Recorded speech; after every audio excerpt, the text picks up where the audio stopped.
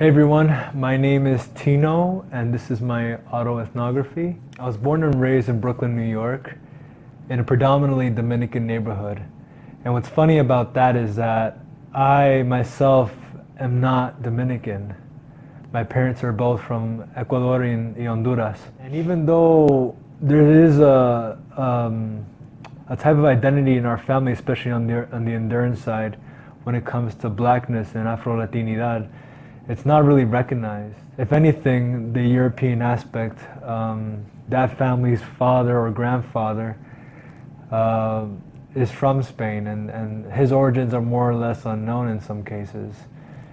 And so the family has really made sure to try and make efforts to find out where he's from and just be more Spanish and learn more about. My grandmother, from Honduras, of course, again, she's really the Afro-Latina, the matriarch of the family at the same time.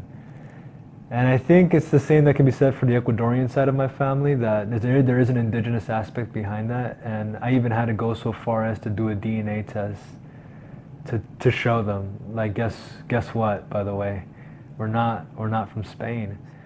And so I'm this Ecuadorian, Honduran kid that was born and raised in Brooklyn, New York, with mostly Dominicans in a barrio that was very also Dominican. And I think if anything, I took on those Afro-Latinos, Black Latino elements of identity in New York, and I became that, because I didn't really know what it meant to be Honduran or Ecuadorian in New York at the time. I think because of that, I've always had this identity complex. I've always fought against my identity. I've always tried to navigate and discover it, explore it in some ways.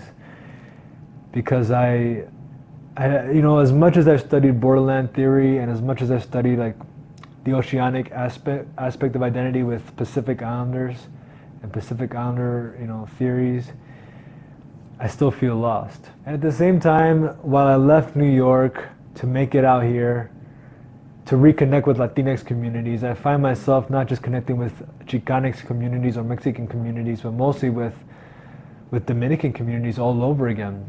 Provo is experiencing a really big, huge migrant move from the East Coast and the island from Santo Domingo.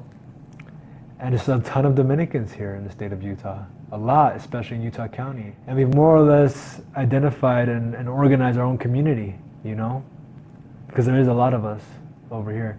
And I say us loosely because I don't really identify myself as Dominican, but in some ways I've become it. There is a type of Afro-mestizaje that I think I work into, to be honest with you. My outreach, my work in Latinx communities has been broad and it's been focused in on various things, but I think if anything, a lot of it has come down to work with families in education and also activism, political activism, immigration activism, and so forth. I really tried to make sure I understand families better.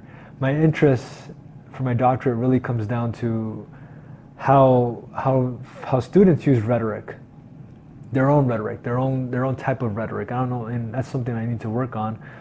But they use a type of rhetoric that navigates between family and institution. I think if anything, working with youth has been something I've always enjoyed when it comes to activism or educational issues, anything like that.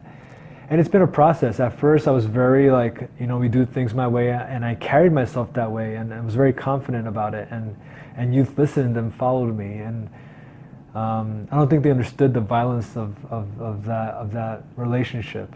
But in time and throughout process, and even still to this day, I'm learning more about that, but learning more about listening and actually in some ways following them. And the last thing I want to mention is that I feel like I'm always upset with the term Latino. I never feel comfortable with it. I like the term Latinx because I think it offers more room for a lot of things that haven't really been talked about.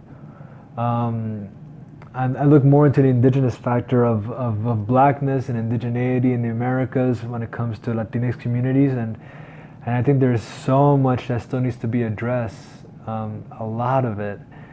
And so, particularly as we relate to other groups of color, and my biggest interest with Pacific Islanders and Latinx youth is because those are ancient relations between Latinx communities and Pacific Islander communities. There have been ancient trade networks and marriages and sharing and storytelling among these communities that haven't been looked at in a long time, and we've been pushed apart in many ways because of the Western experience. Biggest concern, if anything, is that we approach a new era of whiteness where Latinos, and I say Latinos specifically because that's what's going to happen in some cases, is that we become the new level of whiteness.